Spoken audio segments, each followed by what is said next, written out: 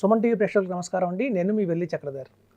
ఈ ఎపిసోడ్లో మనం పోర్ట్ఫోలియోని ఎలా డిజైన్ చేసుకోవాలి అని తెలుసుకుందాం. తాకట్టులో ఉన్న బంగారాన్ని విడిపించి ఆ రోజు ఆన్లైన్ రేటుకే మేము కొంటాం. Sharma gold company. చాలా మంది ఇక్కడే చాలా కన్ఫ్యూజ్ అవుతుంటారండి.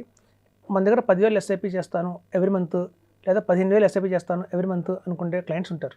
కాకపోతే వాళ్ళు చేసేది ఏంటంటే స్మాల్ క్యాప్, క్వాంట్ స్మాల్ క్యాప్లో ఒక 5,000, కొటక్ స్మాల్ క్యాప్లో 5,000, నిప్పాన్ ఇండియా స్మాల్ క్యాప్లో 5,000 సెలెక్ట్ చేస్తున్నారు.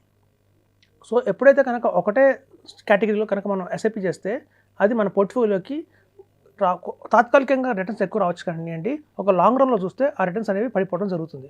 ఎందుకంటే ప్రతి ఒక్క సైకిల్ అనేది ఎలా ఉంటుందంటే కొంతకాలం మిడ్ క్యాప్కి సపోర్ట్ చేస్తుంది మార్కెట్, కొంతకాలం లార్జ్ క్యాప్కి సపోర్ట్ చేస్తుంది మార్కెట్, కొంతకాలం స్మాల్ క్యాప్కి సపోర్ట్ చేస్తుంది. సో మన పోర్ట్ఫోలియోలో ఎప్పుడైతే స్మాల్ లాంటి లార్జ్ క్యాప్ కావచ్చు, మిడ్ క్యాప్ కావచ్చు, స్మాల్ క్యాప్, థీమాటిక్, కాంట్రా ఇట్లా అన్ని కలిసి కనుక మన పోర్ట్ఫోలియోలో ఉంటే ఆల్ సైకిల్స్కి అది సూట్ అవుతుంది. మనకి 15 to 18% అనేది గ్యారంటీగా రావడం అనేది మనం చూస్తున్నాం. కాబట్టి ఏంటంటే ఒక పోర్ట్ఫోలియో డిజైన్ చేసేటప్పుడు మీరు చేసుకోవాల్సిన జాగ్రత్తలు ఏంటంటే ఈ 5 మనం మైండ్లో పెట్టుకోవాలండి. ఒక మంచి లార్జ్ అండ్ మిడ్ క్యాప్ ఉండాలి మన పోర్ట్ఫోలియోలో, అలాగే ఒక మంచి మిడ్ క్యాప్ ఉండాలి, ఒక మంచి స్మాల్ క్యాప్ ఇన్వెస్ట్ చేసుకోవాలి, అలాగే ఒక కాంట్రా ఫండ్ కంపల్సరీగా ఉండాలి, అలాగే ఒక థీమాటిక్ ఫండ్ కానీ మల్టీ క్యాప్ ఫండ్ కానీ తీసుకోవాలి. అయితే చాలామంది అనేది ఏంటంటే ఒక ఫ్లెక్సీ క్యాప్ కూడా ఒక బాగానే ఉంటుంది కదా, మల్టీ క్యాప్ కంటే బదులునే అంటారు. చాలామంది ఫ్లెక్సీ క్యాప్కి మల్టీ క్యాప్కి డిఫరెన్స్ తెలియట్లేదండి. మల్టీ క్యాప్ అంటే ఏంటంటే 25% large cap, 25% mid cap, 25% small cap అనేది ఫిక్స్ అయిపోతుంది. అక్కడ ఓన్లీ 25% ఎక్స్ట్రా ఏదైతే ఉంటుందో బ్యాలెన్స్ అది ఫండ్ మేనేజర్ ఆ టైంకి లార్జ్ క్యాప్ బాగుంటే లార్జ్ క్యాప్లో ఇన్వెస్ట్మెంట్ చేస్తారు, మిడ్ క్యాప్ బాగుంటే మిడ్ క్యాప్లో ఇన్వెస్ట్మెంట్ చేస్తారు. అయితే ఫ్లెక్సీ క్యాప్కి వచ్చేసరికి ఏంటంటే అలా ఉంటుందండి.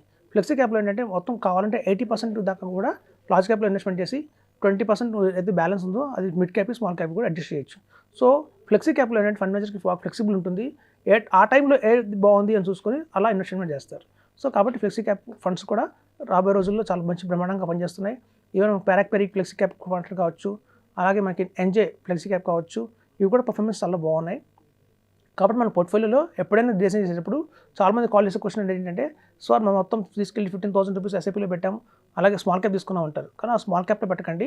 ఎప్పుడైతే పోర్ట్ఫోలియో కనుక ఇలా స్ట్రాటజీగా ప్లాన్ చేసుకుంటే ఒక mid cap, small cap, large cap, ఒక కాంట్రా, ఫ్లెక్సీ క్యాప్ కానీ మన మల్టీ క్యాప్ కానీ తీసుకుంటే మీ రిటర్న్స్ బాగుంటాయి.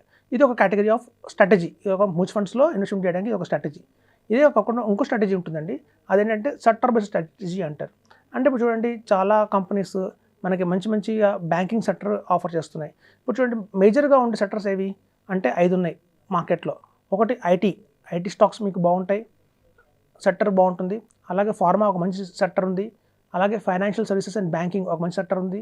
అలాగే చూస్తే మీకు ఆటో, మనకి ఏదైతే ఆటో రంగం ఉంటుందో ఆటోమొబైల్స్, యాక్సెసరీస్ మంచి సెక్టర్ ఉంది. ఫారెన్ కంపెనీస్లో స్టాక్స్ చేసేది ఒక సెక్టర్ ఉంటుంది. సో ఇట్లా 5 సెక్టర్స్లో మీరు ఏం చేయొచ్చు అంటే ఒకవేళ కనుక mid cap, small cap, large cap ఈ కాంబినేషన్లో కాకుండా కనుక మీరు ఇట్లా కూడా కాంబినేషన్ తీసుకోవచ్చు. ఒక మంచి banking and financial sector fund తీసుకోవచ్చు, అలాగే ఒక మంచి ఫార్మా హెల్త్ కేర్ సంబంధించిన ఫండ్ తీసుకోవచ్చు, అలాగే ఒక ఇంటర్నేషనల్ ఫండ్ ఒకటి పెట్టుకోవచ్చు మీ దాంట్లో. సో ఏదైతే ఇలా మనకి ఒక థీమాటిక్ ఫండ్, అలాగే ఒక కాంట్రా ఫండ్, ఈ కాంబినేషన్లో కూడా మనం స్ట్రాటజీ ప్లాన్ చేసుకుంటే కనుక అధిక లాభాలు వచ్చే అవకాశం ఎంతైనా ఉంటుంది. ఏదైతే గుర్తుంచుకోండి, ప్రతి 3 ఇయర్స్కి మనం రివ్యూ చేసుకోవాలి. చాలామంది ఏమనుకుంటారంటే ఇవాళ మనం ఒక ఫండ్ తీసుకున్నాము, ఆ ఫండ్లో ఇన్వెస్ట్మెంట్ చేశాక మనం హాయిగా ఉంటే అదే కంటిన్యూ అవుతుంది 15 ఇయర్స్ అనుకుంటాం. కానీ పర్ఫార్మెన్స్ ఎలా ఉంటుందంటేనండి అలా సైకిల్ ఫండ్ 3 ఇయర్స్ బాగుంటుంది, డౌన్ అవుతుంది, మళ్ళీ 3 ఇయర్స్ బాగుంటుంది, డౌన్ అవుతుంది. సో ఇట్లాంటి టైంలో ఏమవుతుందంటే ఒక ఫండ్ మేనేజర్ని మనం గెస్ చేయలేం. కాబట్టి ఎంతకాలం ఫండ్ చేస్తాయో మనం ఎప్పుడు కూడా ఒకటే ఫండ్లో కంటిన్యూస్గా 15 ఇయర్స్ అనేది ఇన్వెస్ట్మెంట్ చేయకూడదు. ఇప్పుడు ఇండెక్స్ ఫండ్స్ కూడా పాపులర్ అవుతున్నాయి. మనకి చూస్తే ఇండియాలో ఇండెక్స్ ఫండ్స్ ఇప్పుడు చాలా మంది ఫండ్ హౌసెస్ నుంచి మనకి అవైలబిలిటీలో వస్తున్నాయి. సో ఈ ఇండెక్స్ ఫండ్ వల్ల ఏమవుతుందంటేనండి పడితే మొత్తం ఇండెక్స్ పడుతుంది. ఇప్పుడు చూడండి కొంతమంది స్మాల్ క్యాప్ ఇండెక్స్ తీసుకుంటారు. స్మాల్ క్యాప్ ఇండెక్స్ అంటే అర్థం ఏంటంటే average of 50 stocks.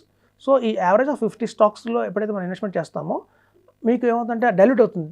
Top 5 top 10 stocks ఏవైతే ఉంటాయి మిడ్ క్యాప్, స్మాల్ క్యాప్లో అవి మీకు ఎక్కువ రిటర్న్స్ ఇస్తాయి. తక్కిన 40 స్టాక్స్ పెద్ద రిటర్న్ ఇవ్వవు. కాబట్టి ఏమవుతుందంటే ఈ ఇండెక్స్లో ఉన్న ఇబ్బంది ఏంటంటే ఇట్లా ఏదైతే ఉంటుందో స్టాక్స్ ఒక స్మాల్ క్యాప్ ఇండెక్స్ కావచ్చు, లార్జ్ క్యాప్ ఇండెక్స్ కావచ్చు, వీటిల్లో ఆ వేరియేషన్ అయితే ఉంటుంది. సో మీకు ఏమవుతుందంటే ఎస్పెషల్లీ మనం కనుక మంచి ఫండ్ తీసుకోవాలి అంటే కనుక large cap, mid cap, small క్యాప్లో కనుక పోర్ట్ఫోలియో డిజైన్ చేసుకుంటే ఏమవుతుందంటే మీకు అధికంగా లాభాలు వస్తాయి. ఇప్పుడు చూడండి చాలా కంపెనీస్, చాలా ఫండ్ హౌసెస్లో 100 ఆఫ్ ఫండ్స్ ఉంటాయి. ఇలా 100 ఆఫ్ ఫండ్స్ ఉండడం వల్ల ఏమవుతుందంటేనండి ఆ స్టాక్లో ఉన్న రిటర్న్స్ ఫండ్ హౌస్లో ఉన్న రిటర్న్స్ పడిపోతాయి, కాబట్టి మన ఇండెక్స్ బెటర్ కదా అనుకుంటాం. కొన్ని ఫండ్ హౌసెస్ ఎలా ఉంటాయంటే ఫోకస్డ్ ఫండ్స్ ఉంటాయి. ఫోకస్ 30 అంటే ఫోకస్ 30, ఫోకస్ 25 ఫండ్స్ ఉంటాయి. ఈ ఫోకస్ 25 ఫండ్స్లో ఏమవుతుందంటే అందులో స్మాల్ క్యాప్ ఉంటుంది, లార్జ్ క్యాప్ ఉంటుంది, మనకి మిడ్ క్యాప్ ఉంటుంది. సో ఇలా ఆ ఫోకస్ 30లో అన్ని రకాల స్టాక్స్ వస్తాయి కాబట్టి ఇవి కొంచెం ఇండెక్స్ ఫండ్స్ కంటే కూడా ఎక్కువ రిటర్న్ ఇచ్చే అవకాశం ఉంది. ఇవి పాస్ట్లో కొంచెం గమనించింది ఏంటంటే ఇలాంటి ఫండ్స్ ఫోకస్ ఫండ్స్ కూడా కొంచెం సమ్టైమ్స్ మనకి ఇండెక్స్ కంటే కూడా రిటర్న్ ఎక్కువ వస్తున్నాయి. సో ఇండెక్స్ ఫండ్స్ మనకి మెయిన్లీ అడ్వాంటేజ్ ఏంటంటే ఎక్స్పెన్స్ రేషియో చాలా తక్కువ ఉంటుంది కాబట్టి రిటర్న్ ఎక్కువ వచ్చింది అని అంటారు. సో అదొక వాస్తవమే. ఇండెక్స్ ఫండ్స్లో ఏంటంటే మనకి ఎక్స్పెన్సెస్ రేషియో ఎక్కువ ఉండదు.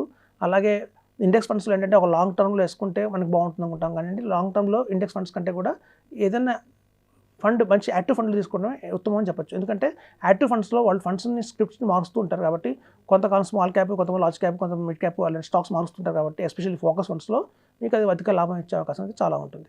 సో కాబట్టి ఫ్రెండ్స్ ఇట్లా మీరు కనుక డిజైన్ చేసుకుంటే పోర్ట్ఫోలియో అధిక లాభాలు వచ్చే అవకాశం ఉంది. ఇలా మ్యూచువల్ ఫండ్స్లో కాకుండా మీకు ఏదైనా అదర్ ఆప్షన్స్ ఉన్నాయా అంటే మనకి స్మాల్ కేస్ వస్తుందండి. స్మాల్ కేసులో ఏమవుతుందంటే కేవలం 30 స్టాక్సే ఉంటాయి. ఇప్పుడు చూడండి స్మాల్ కేస్ అనేది ఎవరు రన్ చేస్తారు అంటే ఇప్పుడు చూడండి ఒక మంచి ఫండ్ మేనేజర్స్ ఉంటారు. మ్యూచువల్ ఫండ్స్ హౌసెస్లో ఒక 20 years ఎక్స్పీరియన్స్ ఉన్న ఫండ్ మేనేజర్లు ఎవరైతే ఉంటారో ఒక గోపాల్ అగర్వాల్ లాంటి వాళ్ళు కావచ్చు, ఒక రాకేష్ కొఠారి లాంటి వాళ్ళు కావచ్చు, వీళ్ళందరూ టాప్ మోస్ట్ ఫండ్ మేనేజర్స్ వస్తారు. ఈ ఫండ్ మేనేజర్లే బయట సపరేట్గా సెబీ దగ్గర పర్మిషన్ తీసుకొని స్మాల్ కేసెస్ అనేవి రన్ చేస్తుంటారు. వీళ్ళ దగ్గర ఎలా ఉంటాయంటేనండి స్టాక్స్ కేవలం 20-30 స్టాక్స్లోనే ఇన్వెస్ట్మెంట్ చేస్తారు. ఇప్పుడు చూడండి స్మాల్ కేసెస్లో మీకు వచ్చే లాభం ఏంటంటే ఎక్కడైతే మనకి ఈ మ్యూచువల్ ఫండ్స్లో మనం తెలియకుండానే ఒక 5 ఫండ్స్లో పెట్టామనుకోండి, ఆ 5 ఫండ్స్ మీకు వచ్చేసి 500 స్టాక్స్లో ఇన్వెస్ట్మెంట్ అవుతుంది.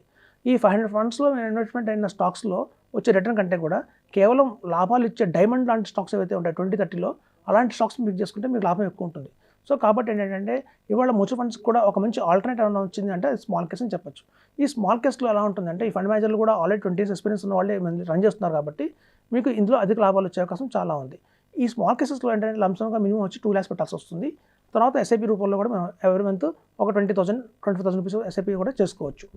అయితే ట్యాక్సేషన్ ఎలా ఉంటుంది అంటే ఈ స్మాల్ కేసెస్లో ఇది ఈక్విటీలో మనం ఎక్కువ కొన్ని షార్ట్ టర్మ్లో కూడా అమ్ముతాం.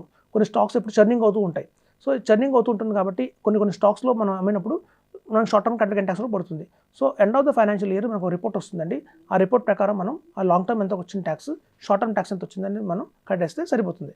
సో కాబట్టి అధిక లాభాలు కావాలి అంటే కనుక మ్యూచువల్ ఫండ్స్ కంటే కొంచెం ఒక నెట్ ఎక్స్ట్రా లాభం రావాలి అంటే కనుక మనం ఈ స్మాల్ కేసెస్లో ఇన్వెస్ట్మెంట్ చేసుకుంటే అధిక లాభాలు వస్తాయి.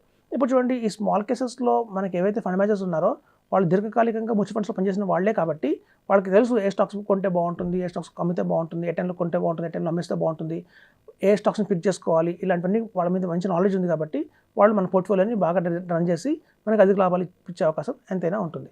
సో కాబట్టి ఫ్రెండ్స్ ఈ మ్యూచువల్ ఫండ్స్ కంటే కూడా ఒక నెక్స్ట్ లెవెల్లో రావాలి రిటర్న్స్ ఒక 3% ఎక్స్ట్రా రావాలి అంటే కనుక మనం స్మాల్ కేస్ని పిక్ చేసుకోవచ్చు. సో ఇది ఒక మంచి ఆప్షన్ ఉందని తెలుసుకోవచ్చు. థ్యాంక్స్ అండి.